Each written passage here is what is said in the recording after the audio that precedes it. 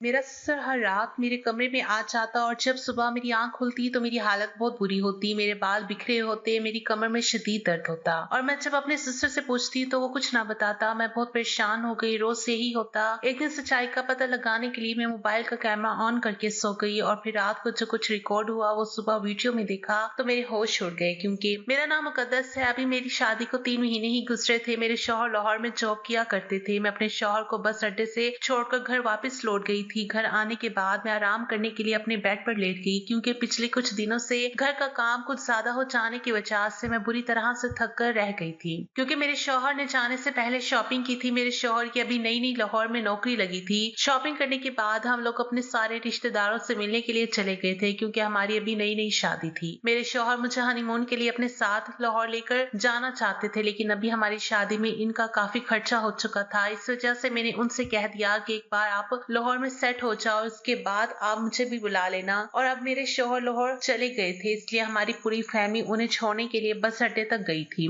मेरे शौहर का घर अलग था, जबकि मेरे सास ससुर और जेठ जेठानी दूसरे शहर में रहते थे। मेरी शादी अकेले घर में हुई थी क्योंकि ये घर मेरे शौहर के नाम था। हमारी शादी से कुछ महीने पहले ही मेरे शौहर ने इस घर को खरीदा था क्योंकि जिस घर में मेरे सास ससुर और जेठ जेठानी रहते थे वो घर बहुत छोटा था। लेकिन मेरे जेठ जेठानी और मेरे सास ससुर हमारी शादी की वजह से हमारे नए घर में आए हुए थे, लेकिन मेरी शादी के पूरे 2 हफ्ते बाद वो लोग हमारे घर से चले गए थे। अब जबकि मेरी शादी को पूरे 3 महीने हो गए और मेरे शौहर आज लाहौर चले गए, तो मेरे शौहर मेरे अकेलेपन की वजह से अपने माँ बाप को अपने घर पर छोड़ गए थे ताकि वो लोग मेरे इस घर में रहे और मुझे अकेलापन महसूस ना हो। जब मैं उन्हें छोड़कर घर वापस आए तो थक हार कर अपने कमरे में आराम करने के लिए चली गई थी और लेटे लेटे मुझे नींद आ गई थी। लेकिन तभी अचानक मुझे ऐसा महसूस हुआ जैसे मेरे बेड पर बराबर में कोई लेटे हुआ है। तभी घबरा कर मेरी आंख खुली तो ये देखकर मेरे होश उड़ गए थे कि मेरे बिस्तर पर मेरे सिस्टर जी मौजूद थे और मेरे करीब लेटे हुए थे। उनको देखकर तो मेरी आंखें फटी की फटी रह गई थी कि आखिरकार मेरी सिस्टर की ये कैसी हरकत थी कि वो अपनी बहू के कमरे में लेटे हुए थे और उनके छूने का एहसास करके मेरी तो जान ही निकल गई थी और मैं बेड से कूद कर सीधे खड़ी हो गई थी। मैंने घबरा कर उन्हें देखा और कहा कि पापा जी आप यहाँ पर क्या कर रहे हो? तो वो कहने लगे, अरे रसिया तुम बहुत थक गई हो, तुम आराम से सो जाओ, मैं तुम्हें इसलिए सहला रहा था ताकि तुम्हें अच्छी नींद आ जाए। उनका रवैया तो बिल्कुल नॉर्मल था, जैसे उनके लिए कोई अजीब बात ही नहीं थी, लेकिन ये बात मेरे लिए बहुत बड़ी थी। मैंने परेशान होते हुए अपने सिस्टर से कहा, पापा जी मैं मम्मी जी नहीं हूँ, रसिया मेरी सास का नाम था, इसलिए मेरे सिस्टर मुझे रसिया कह रहे थे। मैंने कहा आप मुझे ध्यान से देखिए, मैं मुकद्दस हूँ, आपके बेटे हसन की बीवी हूँ। वो कहने लगे क्या हो गया है तुम्हें, क्या मैं तुम्हें पहचानता नहीं हूँ? मैं जल्दी से दरवाजे की तरफ गई और जोर जोर से अपनी सास को आवाज देना शुरू कर दी। अपने शौहर की गैर मौजूदगी में मेरे सिस्टर का इस तरह से मेरे कमरे में आ जाना, ये तो बड़ी ही अजीब बात थी, और वो भी इस तरह से बेड पर आकर ऐसी हरकतें करना जिसने मुझे बुरी तरह से डरा दिया था। मेरे शौहर मचाने पर थोड़ी ही देर बाद मेरी सास आंखें मलती हुई मेरे कमरे में आ गई थी और अपने शौहर को मेरे सामने देखकर उन्होंने झटके से अपने सर पर हाथ मारा और कहने लगी, अरे आप यहाँ पर क्या कर रहे हो? ऐसा लगता है आप फिर से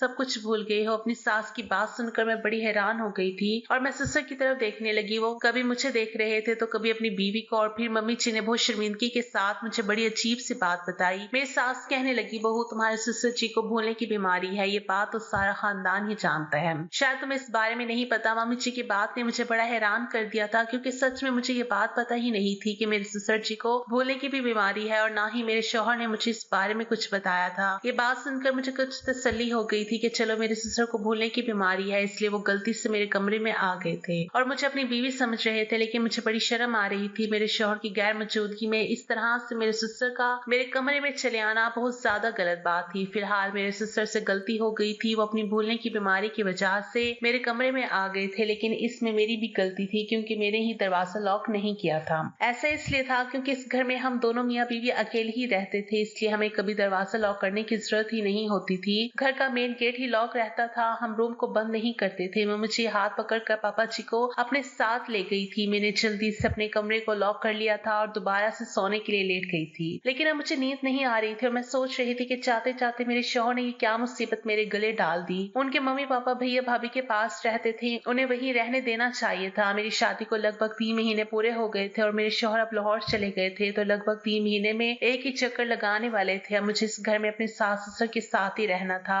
मैं यहाँ पर अपने शौहर के बिना अकेली रह गई थी। अभी तो मेरी नई नई शादी हुई थी, लेकिन क्या कर सकते थे, कुछ पाने के लिए कुछ खोना पड़ता है। आखिरकार वो मेरी ख्वाहिशात को पूरा करने के लिए ही तो काम करने लाहौर गए थे। मेरे जेठ दूसरे शहर में में रहा करते थे, लेकिन इस बार जब सब लोग मेरे शौहर से मिलने के लिए हमारे घर पर आए थे तो न जाने मेरे शौहर के साथ मेरी जेठ की ऐसी क्या बात हुई कि मेरे शौहर ने चाहते चाहते मुझसे कहा कि अब से मेरे माँ बाप हमारे घर में रहेंगे। ये घर मेरे शौहर का था और मेरी नई नई शादी हुई थी, इसलिए मेरे पास इनकार करने की कोई वजह ही नहीं थी। इतने सालों से तो मेरे सास ससुर अपने घर में अपने बहू बेटे के पास रह रहे थे और अपना जाने ऐसा क्या हुआ था कि अपने छोटे बेटे के घर में रहने के लिए तैयार हो गए। और फिर मैंने सोचा कि मुझे भी तो किसी के सहारे की जरूरत है। अपने शौहर के जाने के बाद मैं किस तरह से इस घर में रहती, यही सोचते हुए मैंने अपने सास ससुर को अपने साथ घर में रख लिया। मेरी शादी के पूरे एक हफ्ते बाद तक मेरे सास ससुर और जेठ जिठानी हमारे घर में रहे थे। इस पूरे 2 हफ्ते में तो मेरे सामने कोई ऐसी वैसी बात नहीं आई थी कि मेरे ससुर को भूलने की बीमारी है, और मैं बहुत परेशान हो रही थी कि ऐसे इंसान के साथ जिसको भूलने की बीमारी है उसके साथ उस घर में गुजारा करना मेरे लिए बड़ा ही मुश्किल था। जिससे दौरे पड़ने पर अपनी बीवी याद नहीं रहती। सारी रात इसी तरह से सोचते सोचते गुजर गई और सुबह के टाइम पर जब मैं किचन में नाश्ता बनाने के लिए गई तो मेरे ससुर जी किचन में आ गए थे और हाथ जोड़कर सामने खड़े हो गए। मैंने फौरन से अपने ससुर का हाथ पकड़ा और कहा कि क्या बात है पापा जी, आप ऐसे हाथ क्यों जोड़ रहे हो? तो वो कहने लगे, बहू मुझे माफ कर दो बहू, रात को मैं भूल गया था कि मेरा कमरा कौन सा है और मेरी बीवी कौन सी है। जब मुझे होश आया तो मेरा दौर पढ़ना खत्म हुआ। तब मुझे तुम्हारी मम्मी जी ने मुझे मेरी हरकत के बारे में बताया। मैं बहुत शर्मिंदा हो रहा हूँ, मुझसे बहुत बड़ी गलती हो गई है, प्लीज मुझे माफ कर दो। मेरे ससुर जी के चेहरे पर बहुत शर्मिंदगी थी। मैंने उनसे कहा कि कोई बात नहीं पापा जी, अगर मुझे ये बात पहले से पता होती कि आपको भूलने की बीमारी है तो बात यहाँ तक नहीं पहुँचती। पापा जी हाथ छोड़कर कहने लगे कि बहू अगर आगे से भी मुझसे कभी कोई गलती हो जाए तो प्लीज मुझे माफ कर देना, मैं सच में अपनी गलती पर बहुत शर्मिंदा हूँ। मैंने कहा, अरे पापा जी आप बड़े हो और आप माफी क्यों मांग रहे हो, जो हुआ उससे भूल जाइए। मैंने कहा, आप बाहर जाइए, मैं आपके लिए चाय लेकर आती हूँ। बुरा तो मुझे भी बहुत लगा था, लेकिन पापा जी को शर्मिंदा देखकर मुझे एहसास हो गया था कि वो बेचारे अपनी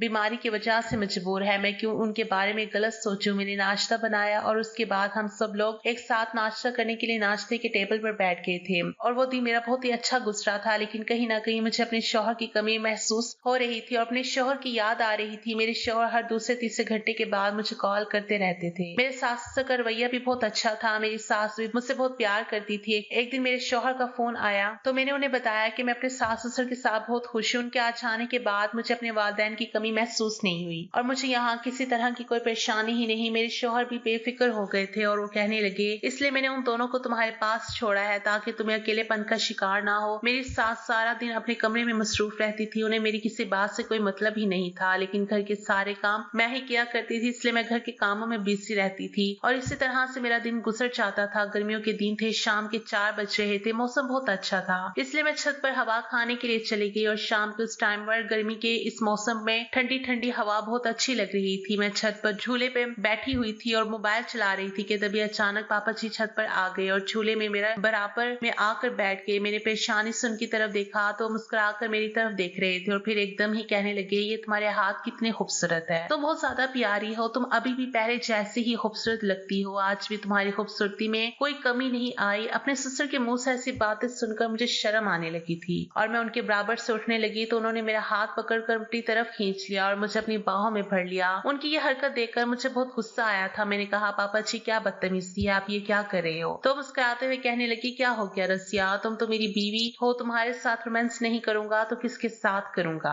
आज भी तुम्हारी खूबसूरती देखकर मैं पिघल जाता हूँ। उनकी बातें सुनकर मुझे अब समझ आ गया था कि वो फिर से अपनी यादाश्त भूल चुकी हैं। उन्हें याद नहीं कि वो किसके साथ है, वो फिर से भूल गए थे कि मैं उनकी बीवी नहीं बल्कि मैं उनके बेटे की बीवी हूँ। मैंने जल्दी से खुद को छुड़वाया और पापा जी से कहा कि होश में आइए, मैं मम्मी जी नहीं हूँ बल्कि मुकद्दस हूँ। मगर वो तो अपने ही धुन में मगन थे। इतनी उम्र आकर भी न जाने उन्हें अपनी बीवी से कितना रोमांस सूझने लगा था। वो अभी भी अपनी बीवी की तारीफों में जमीन आसमान कर रहे थे। मुझे समझ नहीं आ रहा था कि मैं क्या करूं। वो तो अच्छा हुआ कि उस टाइम मम्मी जी भी ठंडी हवा खाने छत पर चली आई थी। हम दोनों को एक साथ देखकर मम्मी जी कहने लगी, क्या बात है बहू, कोई परेशानी है क्या? तो मैंने उन्हें बताया कि पापा जी को फिर से भूलने का दौरा पड़ गया। ये सुनकर मम्मी जी परेशानी से पापा जी का हाथ पकड़कर उन्हें छत से नीचे ले गई थी। मुझे समझ नहीं आ रही थी कि ये क्या मसला है और किस तरह से ये मसला हल होगा। पापा जी को तो दिन में कई बार ऐसे दौरे पड़ते थे, आखिर मैं कब तक खुद को बचा सकती थी। वो तो मुझे हर बार मम्मी समझकर मेरे करीब आ जाया करते थे। मैंने सोचा कि मैं इस बारे में अपने शौहर से बात करूंगी।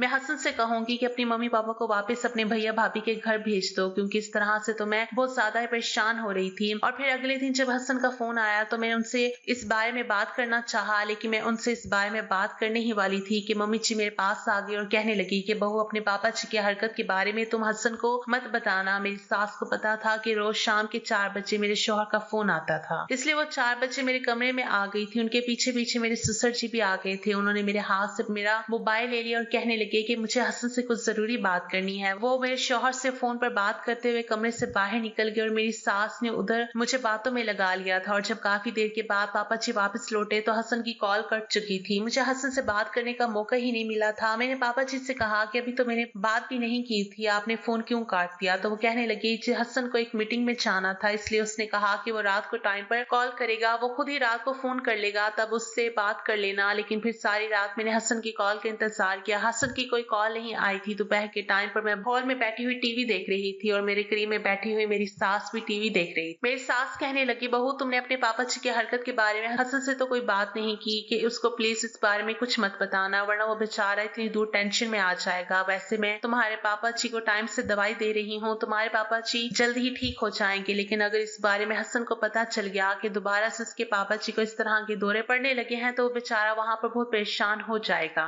और अपने काम पर ध्यान नहीं देगा। मैंने ना समझी से मम्मी जी की तरफ देखा तो वो कहने लगी कि बहू तुम्हें तो पता है कि हम कितने सालों से अपने बड़े बेटे और बहू के साथ रह रहे थे। दरअसल तुम्हारे जेठ और जेठानी ने पसंद की शादी की थी, इसलिए तुम्हारे पापा जी को उन दोनों का रिश्ता पसंद नहीं है। हम अपने उस घर में मजबूरी में रह रहे थे। जब हसन ने हमसे अपने घर में रहने के लिए कहा तो हम बहुत खुश हो गए थे, क्योंकि हमारे बड़े बेटे की बीवी हम दोनों को बहुत परेशान करती थी। वो बहुत चालाक औरत है। उसने हमारे बेटे को अपने प्यार के झांसे में फंसा लिया और हमारे बेटे को हमारे खिलाफ भड़काती है, हमसे बहुत लड़ती झगड़ती है और मुझसे तो घर के सारे काम करवाती थी। लेकिन बहू तुम तो बिल्कुल अलग हो, तुम अपनी जेठानी जैसी नहीं हो। मुझे तुम्हारे जैसी ही बहू चाहिए थी। अपने बड़े बेटे के लिए भी बस घर की ही टेंशनों की वजह से तुम्हारे पापा एक दिन सीढ़ियों से गिर गए थे और उनके सर पर बहुत गहरी चोट आई थी। तभी से उन्हें ये बीमारी लगी। इस बीमारी के बाद हमारा बड़ा बेटा और बहू दोनों ही हमें इस घर से निकालना चाहते थे और जब मैंने ये बात हसन को बताई तो हसन ने हमें अपने घर में रखने का फैसला कर लिया। और इस हादसे के बाद से तुम्हारे पापा जी की दवाइयों का खर्चा भी वो उठा रहा है और अब यहाँ आकर हमें बहुत सुकून मिला है। यहाँ रहकर हमारी सुकून भरी जिंदगी गुजर रही है। मुझे डर था कि कहीं मेरा बेटा हसन भी अपनी मर्जी से शादी करके मेरी बड़ी बहू जैसी बीवी लेकर ना आ जाए। लेकिन तुम्हारे साथ रहने के बाद तो हमें बहुत खुशी मिली। मेरा बेटा भी बहुत अच्छा है और साथ साथ बहू भी अच्छी है, इसलिए मैं तुमसे कह रही हूँ कि इस बारे में उसको कुछ मत बताना, वो बेचारा परेशान ना हो जाए। वैसे भी धीरे धीरे अब तुम्हारे पापा जी की हालत पहले से बेहतर होती चली जा रही है, लेकिन फिर भी मेरा बेटा हसन अपने वालिदैन के लिए बहुत परेशान रहता है। हमारी परेशानी दूर करने के लिए वो हमें अपने घर में लेकर आ गया। अगर तुम इस बारे में उसको बता दोगी कि तुम्हारे पापा जी को इस तरह के दौरे पड़ते हैं तो वो बहुत परेशान हो जाएगा और कहीं ऐसा ना हो कि वो भी हमारे बड़े बेटे की तरह हमसे परेशान होकर हमें बेसहारा कर दे, क्योंकि हमारे छोटे बेटे के अलावा हमारा कोई और सहारा नहीं। मेरा बड़ा बेटा तो घर से निकाल ही चुका है। अब हम छोटे बेटे के घर से भी निकल जाएंगे तो फिर कहाँ जाएंगे? हम पर रहम खाओ बहू, हम भला मियाँ बीवी इस बुढ़ापे में कहाँ जाएंगे? अपना सर छुपाने के लिए अपनी सास की बातें सुनकर मेरा दिल धड़कना भूल गया था। मेरे जेठ जेठानी आखिर मेरे सास ससुर के साथ इतना गलत करते थे, मुझे इनसे ऐसी उम्मीद नहीं थी। मुझे पापा जी से हमदर्दी महसूस हुई जो अपनी बहू बेटे के मुंह मोड़ने की वजह से इस कदर मुश्किल में आ गए थे कि वो बेचारे अपने ही घर से निकल गए थे। अगर वो लोग अपने माँ बाप को इज्जत देते तो ये सब कुछ नहीं होता। आखिर वालिदैन का सहारा उनकी औलाद ही बनती है। मैं अपने सास ससुर का दर्द समझ सकती थी, क्योंकि मेरे वालिदैन भी मुझे इस दुनिया से छोड़कर जा चुके थे। इसलिए हसन का अपने माँ बाप के लिए प्यार देखकर मुझे बहुत खुशी हुई थी। जो एक अच्छा बेटा कहलाने के काबिल इंसान है। धीरे धीरे दिन इसी तरह से गुजर रहे थे, लेकिन हर दिन मुझे अपने ससुर की किसी न किसी हरकत की वजह से परेशान होना पड़ जाता था। कभी कभी पापा जी मेरा हाथ पकड़ लेते तो कभी कभी मेरे करीब में आकर लेट जाया करते थे। कभी कभी वो मुझे अपनी बाहों में भी भर लेते थे और कभी इतनी ज्यादा तारीफ करते कि मुझे उनके लफ्ज बुरे लगने लगते थे और मुझे इतना घूर घूर कर देखते कि मुझे उनकी नजरों से नफरत होने लगी थी। वो कभी भी किसी भी टाइम पर मेरे कमरे में आ जाते थे और मुझे अपनी बीवी समझकर अजीब तरह की हरकतें करने की कोशिश करते थे और मैं हर बार शर्मिंदा होकर रह जाती थी। मम्मी जी ने अभी मुझे मना किया था तो मैं अपने शौहर से भी ये बात शेयर नहीं कर सकती थी। कई बार तो मैंने मम्मी जी से कहा कि आखिर पापा जी को कौन सी दवाई दे रही हो जिसका असर ही दिखाई नहीं दे रहा, बल्कि हर गुजरे दिन के साथ साथ पापा जी के भूलने की बीमारी बढ़ती चली जा रही है। और जो बात मुझे बहुत परेशान कर रही थी वो सबसे ज्यादा ये बात थी कि मेरे ससुर सिर्फ अपनी बीवी के मामले में ही यादाश्त खो बैठे थे। बाकी और सारी बातें तो उन्हें बड़े अच्छे तरीके से याद रहती थी। कई बार मैंने उन्हें आजमा कर देख लिया था, कई बार तो मैंने जानबूझकर उनकी पर्सनल चीज छुपा दी थी कि शायद उन्हें अपनी वो चीज याद नहीं होगी, लेकिन वो बिल्कुल मामूली सी चीज होती थी। उसके बावजूद उन्हें अपनी छोटी से छोटी चीज याद आ जाया करती थी। अगर उन्हें भूलने की बीमारी होती तो वो सिर्फ मम्मी जी को ही नहीं भूल बल्कि हर चीज को भूल जाते। कभी कभी तो मुझे ऐसा लगता था कि जैसे उनको भूलने का दौरा नहीं नहीं पड़ता, बल्कि वो जानबूझकर ऐसा कर रही हैं। लेकिन अगर ऐसा ही था तो एक बीवी ये कैसे बर्दाश्त कर सकती है कि उसका शौहर किसी दूसरी औरत के पास जाए। अगर मेरे सिस्टर यह हरकत जानबूझकर करते थे तो जरूर मेरी सास भी उनकी साइड नहीं लेती। बस यही सोचकर मैं अपने दिल को हर बार समझा लिया करती थी। मेरे शौहर को गए हुए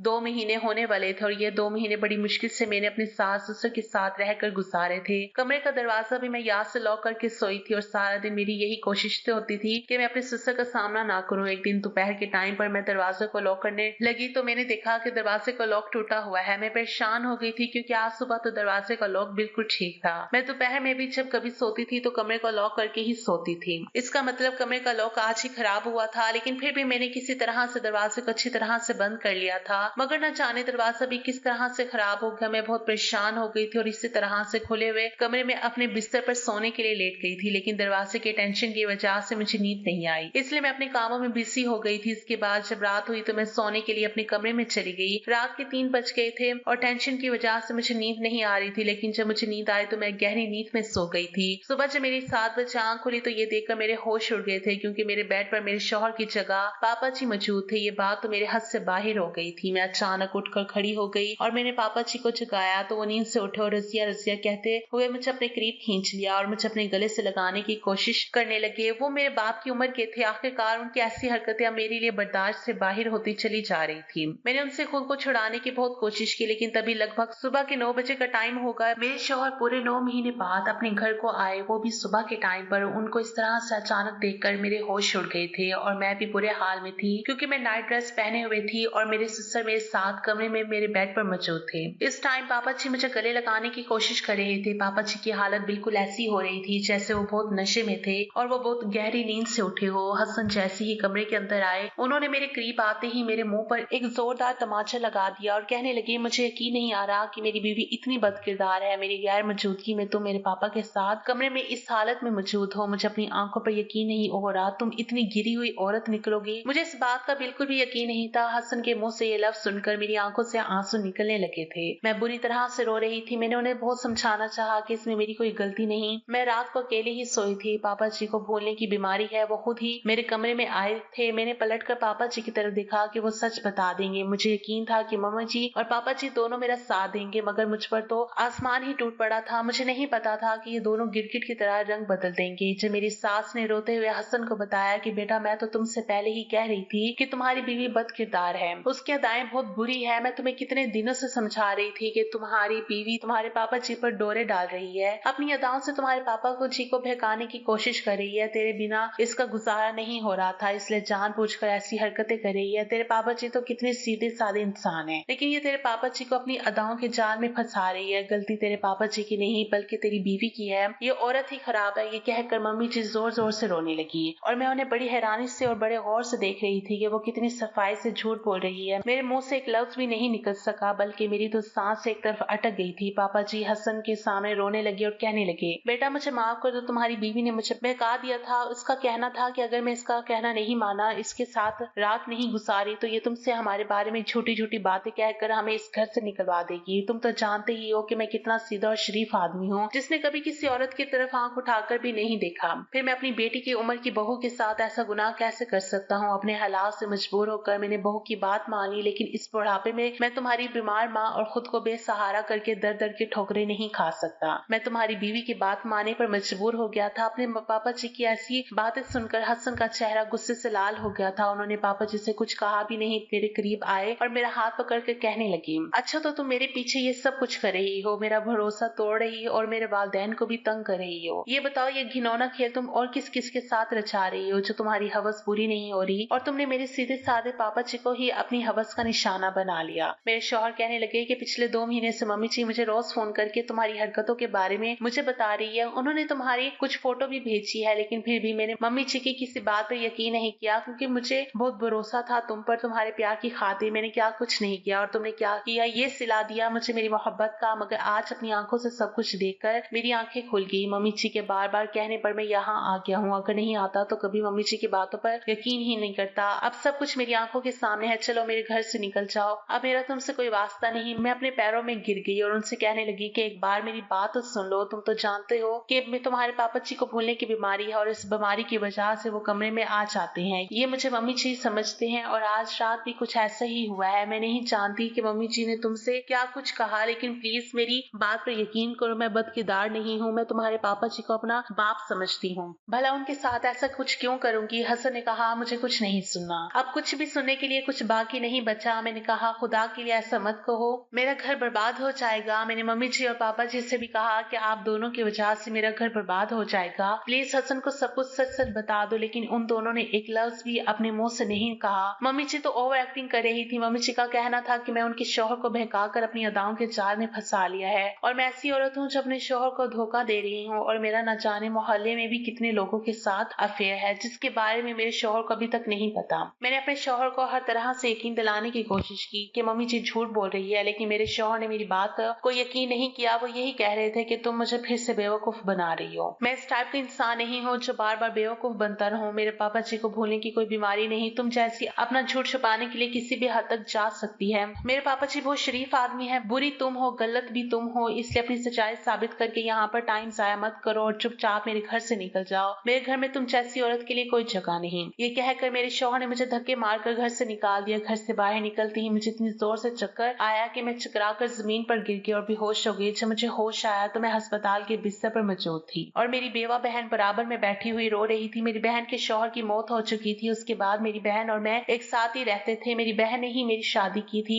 लेकिन अब मैं भी उसके दुख के बराबर ही हो गई हूँ। हम दोनों बहनों को ससुराल का सुख नसीब नहीं हुआ। मैंने रोते हुए अपनी बहन से पूछा कि तुम यहाँ पर कैसे आ गई? मेरी बहन ने बताया कि तुम्हारे ससुराल वालों ने फोन करके तुम्हारी शिकायत की थी। अब तो मुझे शुरू से लेकर आखिर तक की सारी कहानी बताओ। मैंने रोते हुए अपनी बहन से कहा कि मैंने कुछ नहीं किया, मैं गलत नहीं हूँ। मेरी बहन कहने लगी, हाँ मैं जानती हूँ, ये सब कुछ तुम्हारी सास ने और ससुर ने मिलकर खेला है। चल तुम रोना बंद करो और मुझे सब कुछ बताओ कि क्या हुआ था। फिर मैंने शुरू से आखिर तक की सारी बात अपनी बहन को बता दी। ये सब सुनकर मेरी बहन ने अपना सर पीट लिया और कहने लगी, बेवकूफ लड़की, मैं तुम्हें इतना बेवकूफ नहीं समझती थी, तुम तो समझदार थी। फिर तुमने यहाँ पर अपनी बेवकूफी क्यों दिखाई? कम से कम तुम्हें अपने शौहर को इस बारे में बताना चाहिए था। तुम इतने दिनों से ये सब कुछ बर्दाश्त क्यों कर रही थी? पर सोचने वाली बात तो ये थी कि ये सब करके तुम्हारे सिस्टर को क्या हासिल होगा? उन दोनों ने मिलकर ये खेल क्यों रचाया और तुम्हारी सास कब से उनका साथ दे रही थी? वरना कभी भी कोई औरत इस बात को बर्दाश्त नहीं कर सकती कि उसका शौहर किसी दूसरी औरत के करीब जाए, और तुम्हारी सास तो पिछले कई महीनों से ये बात बर्दाश्त कर रही थी। कहीं ना कोई मकसद जरूर होगा। मैंने अपनी बहन से कहा कि अब मैं क्या करूँ? हसन ने मुझे घर से बाहर निकाल दिया। वो तो मेरी कोई बात सुनने के लिए तैयार ही नहीं। मेरा तो घर बर्बाद हो गया। आप ही कहने लगी कि ऐसे इंसान के जिंदगी गुजारने का क्या फायदा जिससे तुम पर रद्दी भर का भरोसा भी ना हो। उसने तुम्हारी कोई बात नहीं सुनी और तुम्हें धक्के मारकर घर से निकाल दिया। जब तुम बेहोश हो गई थी तो तुम्हारी सास का मेरे पास फोन आया था। तुम्हारी सास ने मुझसे बड़ी बदतमीजी की और कहा कि अपनी बहन को आकर यहाँ से ले जाओ। मैं रक्शे में बैठकर अकेली तुम्हें यहाँ तक लेकर आई हूँ। ये कहकर वो भी रोने लगी थी। शाम तक मैं अस्पताल में रही और उसके बाद मेरी छुट्टी हो गई। आप ही फिर मुझे अपने घर लेकर चली गई। लगभग एक हफ्ते बाद हसन ने हमारे घर तलाक के पेपर भिजवा दिए थे, जिस पर मैंने भी दस्तखत कर दिए थे। मुझे भी ऐसे इंसान के साथ बिल्कुल नहीं रहना था जो मेरी बात सुनने को बिल्कुल तैयार नहीं था और मुझ पर भरोसा भी नहीं कर रहा था। लेकिन मैं ये जरूर जानना चाहती थी कि मेरे सास ससुर ने मेरे साथ ऐसा क्यों किया था। ये सब जानने के लिए मैंने अपनी बचपन के एक फ्रेंड को बुलाया। जब उसे मेरे डिवोर्स के बारे में पता चला तो उसने मेरी शुरू से लेकर एंड तक की सारी कहानी सुनी। मैंने उससे हेल्प मांगी कि वो मेरे ससुराल जाकर इस सच्चाई का पता लगा कर आए। वो मेरी मदद करने के लिए तैयार हो गई थी और अगले ही दिन वो मेरे ससुराल नौकरानी बनकर पहुंच गई और उसने कहा कि मुझे काम पर रख लो, मुझे काम की बहुत जरूरत है, मैं घर के सारे काम करूंगी। जब मैं उस घर में रहती थी तब घर के सारे काम मैं ही किया करती थी। मेरी सास कोई काम नहीं करती थी, इसलिए उन्हें भी अब नौकरानी की जरूरत थी और मेरे जाने के बाद तो वो बिल्कुल अकेली हो गई थी। उन्होंने नौकरानी को देकर आसानी से काम पर रख लिया। मेरी फ्रेंड ने उस घर में नौकरानी की नौकरी करना शुरू कर दी और फिर वहाँ की सारी खबर रखना भी शुरू कर दी। और फिर इसके बाद मुझे पता चला कि मेरा शौहर अब लाहौर में काम नहीं कर रहा, वो यहीं पर शिफ्ट हो गया। उसने इसी शहर में दूसरी नौकरी ढूंढ ली। जब सुबह को काम पर जाता तो ये मियाँ बीवी आपस में बातें करते थे। मेरी दोस्त ने भी मेरी सास का भरोसा अच्छी तरह से जीत लिया था। मेरी दोस्त को काम करते हुए लगभग 10 दिन गुजर गए थे। मेरी दोस्त ने मेरी सास ससुर के दरमियान होने वाली सारी बातें सुन ली थी और उसे समझ आ गई थी कि मेरे साथ इतना बड़ा जुल्म क्यों किया गया। दरअसल बात ये थी कि मेरी जेठ जेठानी ने भी पसंद की शादी की थी। मेरी जेठानी तेज औरत थी जो कि मेरी सास को बिल्कुल पसंद नहीं थी। ये बात तो मुझे मेरी सास ने भी बताई थी कि उनके बड़े बेटे की बहू बहुत बदतमीज और लालची औरत है जो मेरे सास ससुर का घर था। मेरे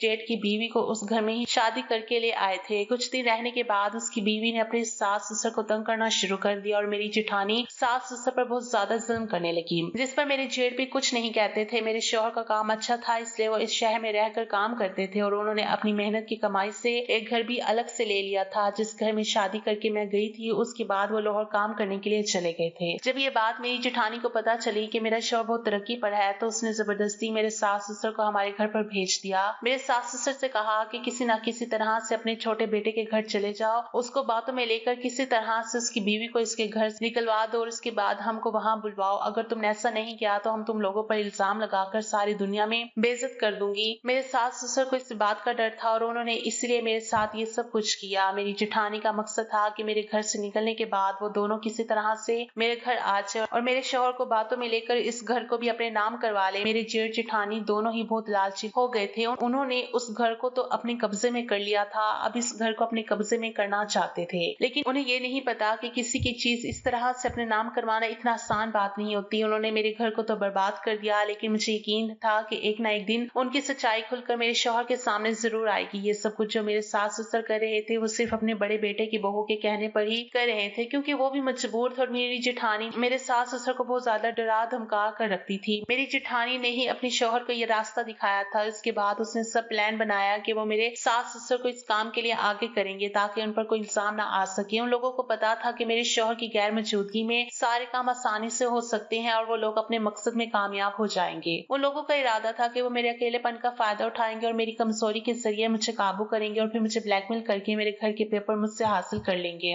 लेकिन मेरे सास ससुर ने ये सब कुछ मेरे शौहर को दिखा दिया ताकि मेरा शौहर खुद मुझे इस घर से निकाल दे और उनके बेटे का घर बेच सके। उन्होंने मकान तो बचा लिया, लेकिन मेरा घर तो उजाड़ दिया। उन लोगों को चाहिए था कि वो खामोशी से मुझे सारी बात बता देते तो मैं इस बात का हल निकाल लेती। मैं अपने जेठ जेठानी को अपने शौहर के जरिए ठीक करवाती, लेकिन उन लोगों ने अपनी जाल में मुझे फंसा लिया। मेरी सास ने जानबूझकर अपने शौहर को बीमार साबित किया और मैं इतनी बेवकूफ थी कि मैं उन लोगों की बातों में आ गई। मेरे ससुर सच में बहुत शरीफ इंसान है, लेकिन उन्होंने अपनी बहू बेटे के कहने पर जो भी किया वो गलत था। वो लोग इतना ही मजबूर थे, लेकिन अपनी मजबूरी की वजह से उन्होंने मेरी जिंदगी तबाह कर दी थी। बल्कि अपनी बड़ी बहू के कहने पर उन्होंने अपनी छोटी बहू को बदकिरदार साबित करवा दिया था। और हैरत की बात तो ये थी कि मेरी सास ने किस तरह से अपने शौहर को मेरे करीब भेजा था। कभी कभी तो मेरी सास मौका देखकर मेरी और मेरे ससुर की वीडियो बनाकर मेरे शौहर को जेठानी को भेजती थी ताकि आने वाले वक्त में मेरी जेठानी मुझे ब्लैकमेल कर सके। लेकिन मेरी सास ने अपने छोटे बेटे का मकान बचाने के लिए मेरी ये वीडियो मेरे शौहर को भेज दी ताकि वो ये सब कुछ अपनी आंखों से देखने के लिए घर पर आ जाए और मुझे घर से निकाल दे। यहाँ पर मेरे सास ससुर ने समझदारी दिखाई थी, क्योंकि उन्हें अपने छोटे बेटे के मकान को बचाना था। मेरी जेठानी और जेठ ने मेरे सास ससुर से कहा था कि इस बारे में हसन को कुछ पता नहीं चलना चाहिए, क्योंकि वो ये सबूत इकट्ठा करके मुझे ब्लैकमेल करना चाहते थे। लेकिन मौका देखकर मेरे सास ससुर ने मेरे शौहर को सब कुछ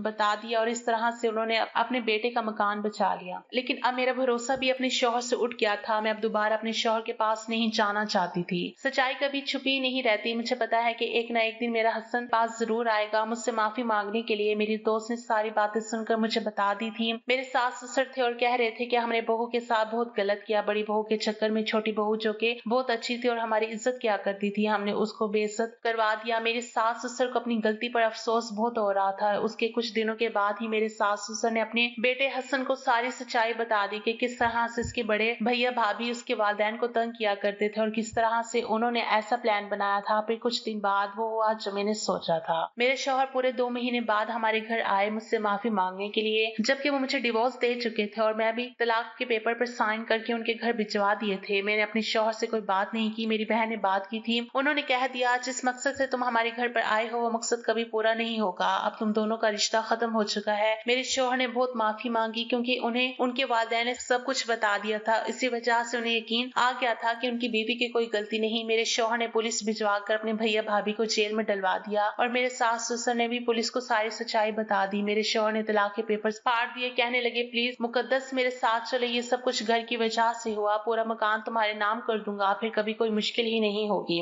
उसके बाद सास ससुर भी मुझसे माफी मांगने के लिए आए थे। उन्होंने भी मेरे आगे हाथ पैर जोड़ दिए, लेकिन मैं मानने के लिए तैयार ही नहीं थी। मैं दोबारा इस घर में जाने के लिए तैयार नहीं हो रही थी। उसके बाद मेरी बहन ने मुझे समझाया कि शायद उन लोगों को अकल आ गई, अब ये लोग ऐसी कोई गलती नहीं करेंगे और तुम्हारा शौहर जैसे तुम पर पहले भरोसा नहीं करता था, आज वो तुम्हारे लिए अपना मकान तुम्हारे नाम कर रहा है। इससे बड़ी कोई बात नहीं, तुम खामोशी से चली जाओ। अपनी बहन के कहने पर चली आई थी। मेरे जेठ जेठानी को तो पुलिस ने ठीक कर दिया था और मेरे शौहर ने उनसे अपने वालिदैन का घर भी खाली करवा लिया था। मेरे सास ससुर अब अपने घर में चले गए और मेरे शौहर भी इसी शहर में नौकरी करने लगे। वो मुझे अकेला छोड़कर कहीं नहीं जाते। अब सब कुछ ठीक हो गया। मेरी फ्रेंड ने भी मेरे ससुराल में नौकरी करना छोड़ दी। मेरे जेठ जेठानी ने मेरे शौहर को सब कुछ सच सच बता दिया था। मेरी जिंदगी ठीक हो गई और मैं अपने शौहर के साथ बहुत खुश हूँ। मेरे शौहर ने अपने कहने के मुताबिक अपना मकान मेरे नाम कर दिया, लेकिन हम दोनों के दरमियान तलाक नहीं हुई थी। मेरे शौहर ने तलाकनामे पर दस्तखत नहीं किए थे। इस तरह से हम दोनों का रिश्ता दोबारा से कायम हो गया, लेकिन मेरे शौहर मुझसे पहले से ज्यादा प्यार करते हैं। दोस्तों, वीडियो कैसी लगी कमेंट करके जरूर बताना। वीडियो को लाइक और चैनल को सब्सक्राइब कर देना।